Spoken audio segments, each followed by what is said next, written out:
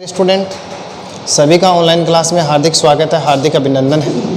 आज की इस ऑनलाइन क्लास में एक महत्वपूर्ण टॉपिक पर चर्चा करते हैं। अपना वो टॉपिक है मानव उत्सर्जन तंत्र, एक्सक्रीटरी सिस्टम ऑफ ह्यूमन। क्या है मानव का उत्सर्जन तंत्र? देखो, ह्यूमन फिजियोलॉजी का ये भी एक महत्वपूर्ण पार्ट है, महत्वपूर्ण भाग है, जिसके बारे में हम जानेंगे। पिछले दो पार्ट थे जिसमें digestive system, respiratory system, circulatory system का अध्ययन किया, जिसमें हमने पढ़ा था कि इन तंत्रों की सहायता से कुछ बॉडी में आवश्यक व अनावश्यक पदार्थ बन जाते हैं। अनावश्यक पदार्थों को शरीर से बाहर निकालना आवश्यक होता है, क्योंकि वे पदार्थ अनावश्यक होने के साथ साथ हमारे शरीर के लिए हानिकारक भी होते हैं। तो शरीर में बनने वाले उन हानिकारक पदार्थों को शरीर से मुक्त करना, शरीर से बाहर मुक्त करना जिस तंत्र की सहायता से किया जाता है, उस तंत्र को उत्सर्जन तंत्र कहा जाता है। देखो क्या होता है, ये कोई सेल है। जब इस सेल में किसी प्रकार की मेटाबॉलिज्म क्रिया होगी, यानी कोई उपापचय क्रिया होगी, मेटाबॉलिज्म मैकेनिज्म होगी, उपापचय क्रिया होगी, तो इसमें क्या होता है कि जब प्रोटीन का जल अपघटन होगा, जब प्रोटीन का क्या होता है, जल अपघटन होता है, तो प्रोटीन का जल अपघटन होने से कई नाइट्रोजन युक्त पदार्थ बन जाते हैं, N2 युक्त पदार्थ बन जाते हैं, नाइट्रोजन युक्त पदार्थ बन जाते हैं। वो कौन कौन से? जैसे for example ammonia, urea, uric acid. यानी जंतुओं की कोशिकाओं में जब प्रोटीन का जल अपघटन होता है तो नाइट्रोजन युक्त पदार्थ अमोनिया, यूरिया, यूरिक अम्ल का निर्माण होता है। ये पदार्थ हमारे शरीर के लिए अनावश्यक होने के साथ साथ हानिकारक भी होते हैं, अतः इन पदार्थों को समय समय पर शरीर से बाहर निष्कासित करना अति आवश्यक हो जाता है। तो जिस तंत्र की सहायता से इन अनावश्यक पदार्थों को शरीर से बाहर मुक्त किया जाता है, उस तंत्र को क्या कहा जाता है? उत्सर्जन तंत्र, एक्सक्रीटरी सिस्टम कहा जाता है। देखो, ये नाइट्रोजन युक्त पदार्थ अमोनिया, यूरिया, यूरिक एसिड, इनके आधार पर इस जंतु जगत को 3 भागों में क्लासिफाइड किया गया है। वो 3 भाग कौन कौन से, उनकी चर्चा हम करते हैं। पहला देखो, अमोनिया टेलिक, अमोनिया उत्सर्जी। वे प्राणी जो अमोनिया का उत्सर्जन करते हैं अमोनिया उत्सर्जी कहलाते हैं। एक बार फिर से देखो क्या होता है कि अमोनिया, यूरिया, यूरिक अम्ल के आधार पर जंतु जगत को 3 भागों में क्लासिफाइड किया गया। पहला क्लासिफिकेशन अपना है अमोनिया उत्सर्जी, कि वे जंतु जो अमोनिया का उत्सर्जन करते हैं अमोनिया उत्सर्जी या अमोनोटेलिक कहलाते हैं। अमोनिया क्या है? ये जल में घुलनशील है, ये जल में घुलनशील है, जल में घुलनशील है, अतः इसके निष्कासन हेतु अधिक जल की आवश्यकता होती है। इसके अलावा अमोनिया एक विषाक्त पदार्थ है, अत्यधिक विषाक्त, विषैला, जहरीला पदार्थ है। इस कारण इसको समय समय पर शरीर से बाहर निकालना अति आवश्यक हो जाता है। तो देखो, अमोनिया उत्सर्जी, जो अमोनिया का उत्सर्जन करते हैं अमोनिया उत्सर्जी कहलाते हैं। अमोनिया जल में घुलनशील पदार्थ है, ये अत्यधिक विषाक्त होता है और इसके निष्कासन हेतु अत्यधिक जल की आवश्यकता होती है। अब वे कौन से प्राणी हैं जो अमोनिया का उत्सर्जन करते हैं? तो देखो, जितने भी जलीय प्राणी हैं, हम किसकी बात कर सकते हैं? जलीय प्राणियों की बात कर सकते हैं, समस्त जलीय प्राणी। इसमें यदि निम्न कोटि के जंतुओं की बात की जाए तो प्रोटोजोआ, पोरीफेरा, हाइड्रा, ये जो प्राणी हैं ये किस में आ जाते हैं? अमोनिया उत्सर्जी में आ जाते हैं, क्योंकि ये किसका उत्सर्जन करते हैं? अमोनिया का। इसमें एनिलिडा, कुछ एनिलिडा भी हैं जिनको शामिल किया गया है। इसमें मछलियाँ, समस्त मछलियाँ जो हैं उनको भी शामिल किया गया। तो मछलियाँ हैं, प्रोटोजोआ, पोरीफेरा, हाइड्रा, एनिलिडा संघ के प्राणी अमोनिया का उत्सर्जन करते हैं, इसलिए उन्हें अमोनिया उत्सर्जी कहा जाता है। तो पहली क्लास तो अपनी अमोनिया उत्सर्जी की हो गई। अब देखो, इसी ही प्रकार यदि ध्यान दें तो नंबर 2 पर कौन है अपना? यूरिया। तो यूरिया का उत्सर्जन करने वाले यूरिया उत्सर्जी कहलाते हैं, या हम जिसको क्या कह सकते हैं? यूरियोटेलिक कह सकते हैं। वे प्राणी जो यूरिया का उत्सर्जन करते हैं क्या कहलाएंगे? यूरियोटेलिक कहलाएंगे, यूरिया उत्सर्जी कहलाएंगे। यूरिया अमोनिया की तुलना में कम विषाक्त होती है, कम जहरीली होती है, अतः कुछ जंतु क्या काम करते हैं? अमोनिया को यूरिया में कन्वर्ट कर देते हैं और अमोनिया को किसके रूप में निष्कासित करते हैं? यूरिया के रूप में निष्कासित करते हैं। यूरिया भी क्या है? जल में घुलनशील है। यूरिया भी क्या है, जल में घुलनशील है। अब देखो वो कौन से एनिमल्स हैं जो यूरिया का उत्सर्जन करते हैं, तो ध्यान देंगे आप इसके अंदर कौन कौन आता है। इसमें स्तनधारी आएंगे, कौन आ जाते हैं, स्तनधारी। और स्तनधारी में सबसे बड़ा उदाहरण याद रखेंगे आप खुद मनुष्य का, आप रख सकते हैं खरगोश का, तो स्तनधारी को शामिल किया गया। इसके अलावा इसमें एम्फीबिया को शामिल किया गया है, कुछ एनेलिड्स प्राणी को भी इसमें शामिल किया गया है। तो ये वे प्राणी हैं जो किसका उत्सर्जन करते हैं, यूरिया का उत्सर्जन करते हैं, अतः इन्हें यूरिया उत्सर्जी कहा जाता है। नंबर 3 की बात की जाए तो यूरिकोटेलिक है, यूरिक अम्ल उत्सर्जकी प्राणी हैं। वे प्राणी जो यूरिक अम्ल का उत्सर्जन करते हैं यूरिकोटेलिक कहलाते हैं। यूरिक अम्ल जल में लगभग अघुलनशील पदार्थ होता है। जल में कैसा पदार्थ है, ये अघुलनशील पदार्थ है। दूसरी बात ध्यान रहे, यूरिक अम्ल अमोनिया तथा यूरिया दोनों की तुलना में कम विषैला होता है, अतः इसे लंबे समय तक शरीर में संचित किया जा सकता है।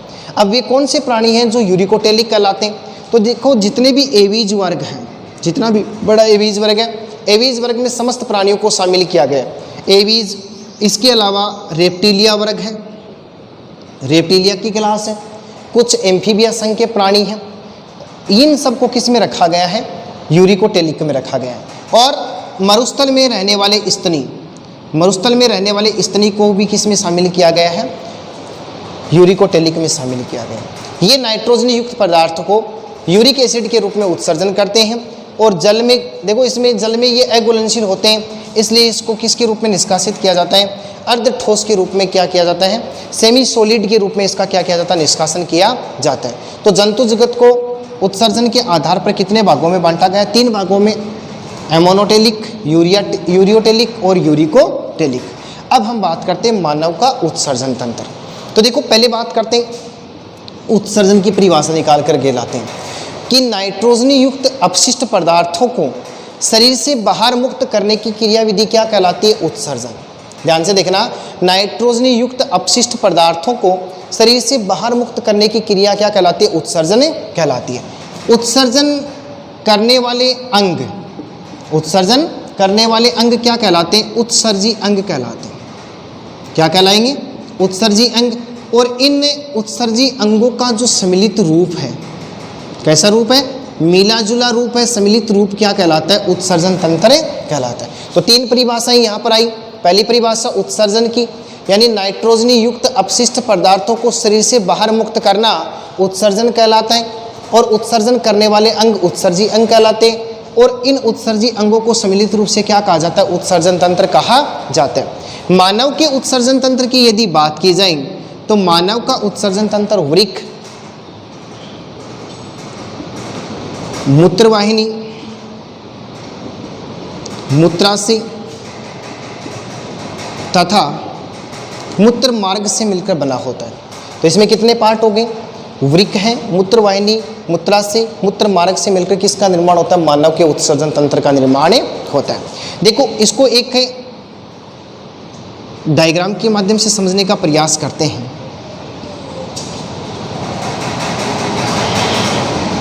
मानव का उत्सर्जन तंत्र का एक डायग्राम बनाते हैं, इससे हम समझने का इसको प्रयास करेंगे।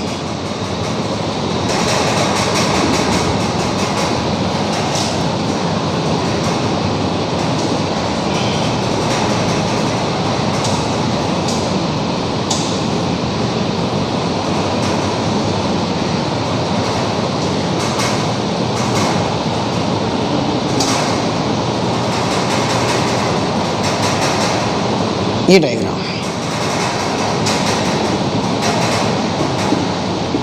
दिखाया गया, देखो ध्यान से देखना। मनुष्य में एक जोड़ी वृक्क पाए जाते हैं। ये दायां वृक्क है, ये बायां वृक्क है। इसके ऊपर एक टोपीनुमा संरचना के रूप में अधिवृक्क ग्रंथि पाई जाती है। मूत्रवाहिनी, ये चौड़ा थिला मूत्राशय, ये भाग मूत्र जनन छिद्र में खुलता है जिसे मूत्र मार्ग कहते हैं। इसमें पूरे के पूरे उत्सर्जन तंत्र को दर्शाया गया है। देखो एक जोड़ी वृक्क पाए जाते हैं, प्रत्येक वृक्क से एक नलिका निकलती है और वो नलिका मूत्रवाहिनी कहलाती है। तो दूसरा पार्ट कौन सा हो गया, मूत्रवाहिनी। और ये दोनों मूत्रवाहिनियाँ जिस थैले में खुल जाती है उसे क्या कहा जाता है, मूत्राशय। तीसरा पार्ट कौन सा हो गया, मूत्राशय। मूत्राशय मूत्र मार्ग यानी मूत्र जनन छिद्र की सहायता से बाहर खुलता है, जिसे क्या कहते हैं, मूत्र मार्ग कहते हैं। सबसे पहले हम किडनी के बारे में अध्ययन करते हैं, मानव में किडनी क्या है। पहला तंत्र देखो, इसे उत्सर्जन तंत्र का मेन पार्ट माना जाता है।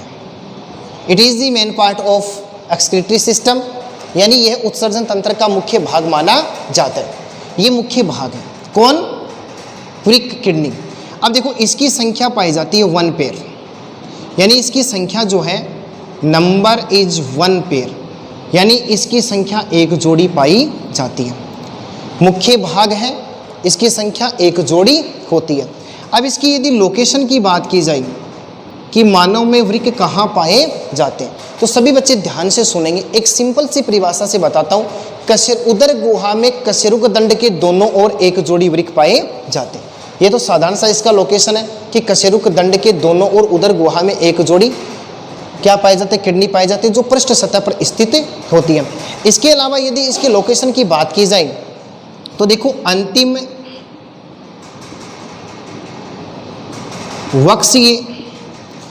वक्सीय कटी कशेरुका के आंतरिक पृष्ठ सतह पर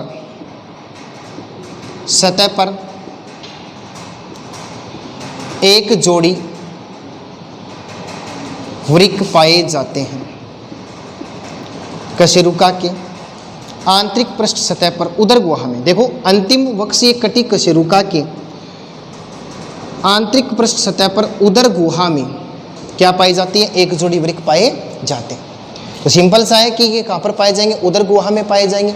मैंने आपको मानव की 2 सतह बताई थी, पीठ वाली सतह को पृष्ठ सतह कहते हैं, चेस्ट वाली सतह को अधर सतह कहते हैं, और पृष्ठ सतह पर भी भीतर की ओर यानी आंतरिक सतह पर क्या पाई जाती है, आंतरिक पृष्ठ सतह पर स्थित होती है।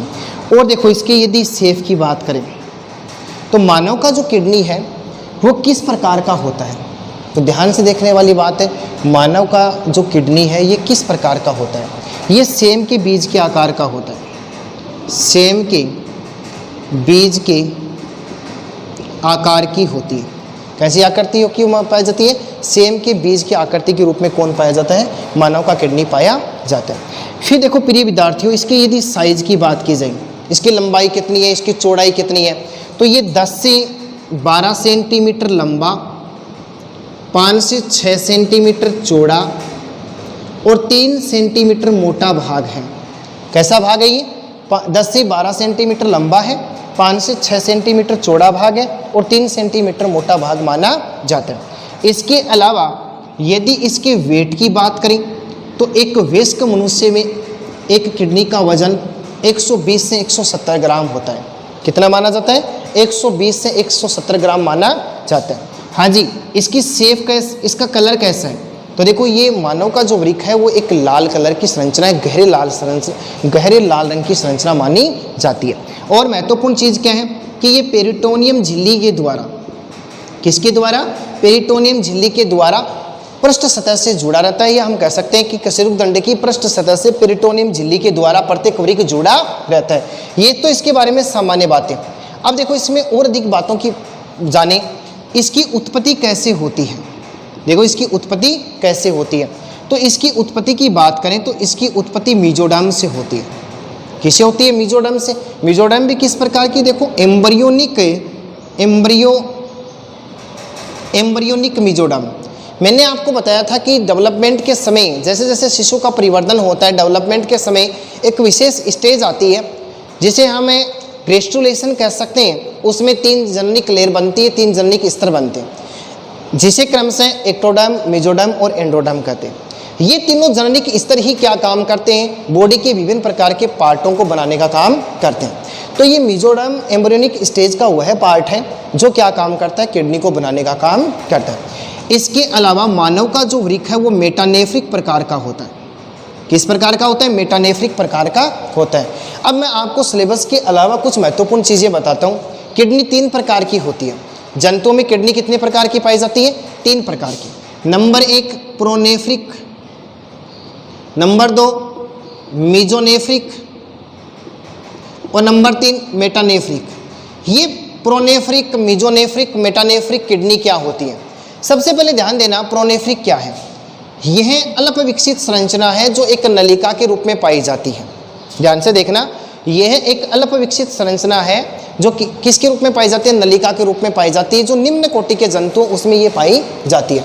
फिर मीजोनेफ्रिक की बात करूं तो इसमें परिवर्धन की अल्प स्थिति होती है, अर्थात हम बात करें इसमें सिर्फ और सिर्फ बोमेन संपुट बनता है, नलिका विहीन स्ट्रक्चर होती है, बाकी एक नालवत संरचना पाई जाती है सिर्फ।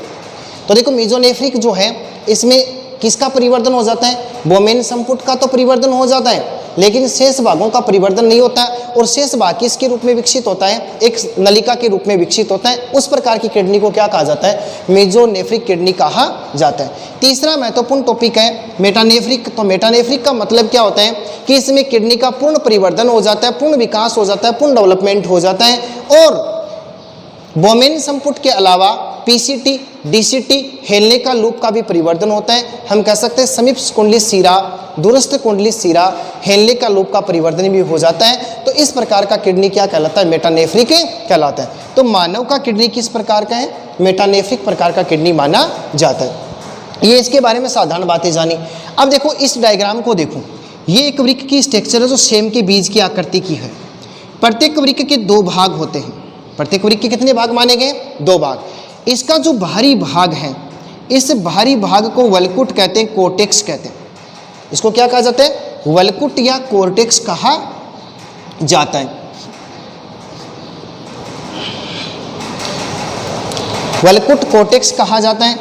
कोर्टेक्स है जो उभरा हुआ भाग है, अर्थात ये उत्तल है, कॉन्वेक्स प्रकार का भाग है। यानी किडनी का जो बाहरी भाग है, उभरा हुआ भाग है, जिसे कोर्टेक्स वल्कुट कहते हैं। और इसका जो मध्य वाला भाग है, या हम कह सकते हैं आंतरिक जो भाग है, भीतरी जो भाग है, ये भाग है, ये धंसा हुआ भाग है। इसे देखो हम क्या बोलेंगे? भीतरी भाग होने के कारण इसको मेडुला कहते हैं। यानी ये इसका कौन सा भाग है? मध्यांश भाग है। और ये किस प्रकार का होता है? कॉनकेव प्रकार का होता है। किस प्रकार का होता है? कॉनकेव। हिंदी में बात करें तो ये किस प्रकार का? अवतल वाला भाग है। तो बाहरी भाग उत्तल है, भीतरी भाग अवतल है। इस भीतरी भाग पर एक गड्ढा पाया जाता है और इस गड्ढे को हाइलम कहते हैं। हाइलम या हाइलम कहते हैं। वृक्क नाभि, जिसे क्या कहा जाता है? वृक्क नाभि कहा जाता है। इस गड्ढे वाले भाग में वृक्क धमनी, देखो ये वृक्क धमनी है। वृक्क धमनी और तंत्रिका कोशिका वृक्क में प्रवेश करती है। ध्यान से सुनना मेरी बात को कि ये जो हाइलम भाग है, या हम कह सकते हैं वृक्क नाभि वाला जो भाग है, इस छोर में क्या होता है? वृक्क धमनी और तंत्रिका कोशिका अंदर प्रवेश करती है, तथा वृक्क सीरा, लसिका वाहिनी, मूत्र वाहिनी इस छोर से बाहर निकलती है। एक बार फिर से देख लो, इसमें मैंने क्या बताया कि इसका जो भीतरी भाग है उसमें एक गड्ढा पाया जाता है। उस गड्ढे को हाइलम या वृक्क नाभि कहते हैं। वृक्क नाभि वाले छोर में क्या होता है? वृक्क धमनी और, ध्यान से देखना, वृक्क धमनी और तंत्रिका कोशिका वृक्क में प्रवेश करती है, तथा इसी भाग से वृक्क सीरा, मूत्र वाहिनी, लसिका वाहिनी किडनी से बाहर निकलती है। तो ये किसकी स्ट्रक्चर हुई थी? सामान्य किडनी के बारे में जाना। इस प्रकार से इसकी संरचना पाई जाती है। एक और महत्वपूर्ण चीज, ये जो दायां वृक्क है बायां वृक्क की तुलना में थोड़ा झुका हुआ होता है। दायां वृक्क बायां वृक्क की तुलना में झुका हुआ होता है और बाएं की तुलना में छोटा भी होता है। झुका हुआ क्यों होता है? क्योंकि हम जानते हैं इसके ऊपर लीवर ग्लैंड पाई जाती है। लीवर ग्लैंड पाए जाने के कारण ये जो अपना दायां वृक्क है बाएं की तुलना में थोड़ा झुका हुआ होता है और इसकी तुलना में छोटा होता है। तो हम कह सकते हैं बायां वृक्क दायां वृक्क की तुलना में बड़ा है और ऊपर पाया जाता है। इसके अलावा प्रत्येक वृक्क के ऊपर एक टोपीनुमा संरचना के रूप में एक विशिष्ट प्रकार की ग्रंथि पाई जाती है, जिसे अधिवृक्क कहते हैं। देखो अधिवृक्क, अधिवृक्क, अधि का मतलब है ऊपर। किसके ऊपर? किडनी के ऊपर, वृक्क के ऊपर। तो वृक्क के ऊपर स्थित एक जोड़ी विशिष्ट ग्रंथि क्या कहलाती है? अधिवृक्क ग्रंथि कहलाती है। इसे एड्रिनल ग्रंथि भी कहते हैं, इसे क्रोयामरो की ग्रंथि भी कहते हैं, इसे 3F ग्लैंड भी कहते हैं, इसे 4S ग्लैंड भी कहा जाता है। तो ये ग्रंथि आपातकालीन कंडीशन में काम करती है। जो अपना एक टॉपिक आएगा, चैप्टर आएगा अंतःस्रावी ग्रंथियाँ, उन पर हम उस चैप्टर में हम इन ग्रंथियों का अध्ययन करेंगे, तब पता चलेगा अधिवृक्क ग्रंथि कहाँ है। लेकिन किडनी के ऊपर स्थित टोपीनुमा संरचना में स्थित विशिष्ट ग्रंथि को क्या कहा जाता है? अधिवृक्क ग्रंथि कहा जाता है। तो ये सामान्य स्ट्रक्चर किसकी हुई? किडनी की। अब देखो हम बात करते हैं मानव के उत्सर्जन तंत्र के अन्य भागों का। तो देखो नंबर 2 पर आता है मूत्रवाहिनियां या मूत्रवाहिनी। इनकी संख्या भी मनुष्य में एक जोड़ी होती है। इनकी संख्या भी कितनी पाई जाती है? एक जोड़ी पाई जाती है। ये कैसी होती है? तो देखो पेशीय, ध्यान से सुनना, पेशीय भित्ति वाली, पेशीय भित्ति वाली, मोटी, लंबी तथा संकरी नलिकाएं क्या कहलाती हैं? मूत्रवाहिनियां कहलाती हैं। एक बार मैं फिर से डायग्राम को बनाता हूं, देखो समझने का प्रयास करना। ये किडनी वाला भाग है और ये इसका हाइलम गड्ढा है, वहाँ से ये नलिका निकलती है और ये स्ट्रक्चर किसकी है? मूत्रवाहिनी की है। किसकी स्ट्रक्चर है? मूत्रवाहिनी की। तो देखो कहाँ से निकल रही है? इनकी संख्या एक जोड़ी होती है। प्रत्येक वृक्क से एक पेशीय भित्ति वाली मोटी, लंबी तथा संकरी नलिका निकलती है और उसको क्या कहा जाता है? मूत्रवाहिनी कहा जाता है। मूत्रवाहिनी का जो सिरा, देखो मूत्रवाहिनी का जो सिरा वृक्क के भीतर खुलता है, जो सिरा वृक्क के भीतर खुलता है वो प्यालेनुमा भाग होता है। इसका जो प्यालेनुमा भाग है उसे हम क्या कहते हैं? उस भाग को वृक्क श्रोणी या पेल्विस कहा जाता है। क्या कहा जाता है? वृक्क श्रोणी या पेल्विस कहा जाता है। जो क्या काम करता है? इसका जो ये कोर्टेक्स वाला भाग है, इसमें स्थित कई प्रकार के कैप्सूल पाए जाते हैं जहाँ कई प्रकार की नेफ्रॉन इकाइयाँ पाई जाती हैं। वृक्क की संरचनात्मक एवं क्रियात्मक इकाई को नेफ्रॉन कहते हैं और वो नेफ्रॉन क्या काम करता है? शरीर के प्रत्येक भाग से इन मटेरियल को लेकर के आता है और उस मटेरियल को प्राप्त करने के लिए मूत्रवाहिनी में वृक्क के भीतरी सतह पर, या हम कह सकते हैं मेडुला वाले भाग में, एक प्यालेनुमा छोर पाया जाता है जिसे हम क्या कहते हैं? वृक्क श्रोणी और पेल्विस से कहते हैं। अब इसमें देखो मैंने बताया कि इसकी पेशीय भित्ति है। तो देखो मूत्रवाहिनी की जो पेशीय भित्ति है उसमें कर्मानुकुंचन की तरंगें उत्पन्न होती हैं। कर्मानुकुंचन की तरंगें उत्पन्न होती हैं और ये कर्मानुकुंचन की तरंगें क्या काम करती हैं? मूत्र को मूत्रवाहिनी में आगे बढ़ाने का काम करती हैं। तो इसका काम क्या है? मूत्र को मार्ग प्रदान करना, एक पथ, एक रास्ता प्रदान करने का काम किसका होता है? मूत्रवाहिनी का होता है। फिर अपना 3 नंबर पर पॉइंट आएगा मूत्राशय। इसके बारे में जानना। देखो दोनों मूत्रवाहिनियां, यानी प्रत्येक वृक्क से 2 मूत्रवाहिनियां निकलती हैं और ये दोनों मूत्रवाहिनियां आगे जाकर के एक चौड़े थैले में खुल जाती हैं और वो चौड़ा थैला क्या कहलाता है? मूत्राशय कहलाता है। क्या कहलाता है? मूत्राशय। तो इसकी परिभाषा कैसे बनाएंगे कि दोनों मूत्रवाहिनियां जिस चौड़े थैले में खुलती हैं वह क्या कहलाता है? मूत्राशय कहलाता है। देखो मूत्र प्लस आशय, आशय का मतलब संग्रह स्थल है, मूत्र का मतलब अपशिष्ट पदार्थ है, तरल है जो हानिकारक है। तो देखो मूत्राशय वह भाग है, वह क्षेत्र है जहाँ पर मूत्र का संग्रह किया जाता है और एक समय में 700 से 800 ml के करीब मूत्र का संग्रह मूत्राशय में किया जाता है। मूत्राशय की जो भित्ति है वो 3 स्तरों की बनी होती है। इसका बाहरी स्तर पेरिटोनियम होता है। कैसा स्तर है इसका? बाहरी स्तर पेरिटोनियम। सिरोसा पेरिटोनियम का बना है, पेरिटोनियम। और पेरिटोनियम भी किस प्रकार का? सिरोसा पेरिटोनियम का बना हुआ है। और इसका जो मध्य स्तर है वो अरेखित पेशी का बना हुआ है। मध्य स्तर कैसा बना हुआ है? अरेखित पेशी का बना हुआ है। और भीतरी, या हम कह सकते हैं अंतः स्तर, अंतः स्तर श्लेष्मिक होता है, यानी श्लेष्मिक उपकला का बना होता है। तो ध्यान देना, मूत्राशय की जो दीवार है वो 3 स्तरों की बनी होती है। बाहरी स्तर सिरोसा पेरिटोनियम का होता है, मध्य स्तर अरेखित पेशी का बना हुआ है, भीतरी स्तर या अंतः स्तर श्लेष्मिक स्तर का बना होता है। ये मिलकर के किसका निर्माण करते हैं? मूत्राशय का निर्माण करते हैं। अब देखो ध्यान देने वाली बात है, इसमें एक अवरोधनी पाई जाती है और उस अवरोधनी की सहायता से आगे जाकर के मूत्राशय एक छिद्र में खुल जाता है, एक मार्ग में खुलता है छिद्र की सहायता से। और उस छिद्र को क्या कहा जाता है? देखो मूत्र जनन छिद्र की सहायता से जिस भाग में खुलता है उस भाग को मूत्र मार्ग कहते हैं।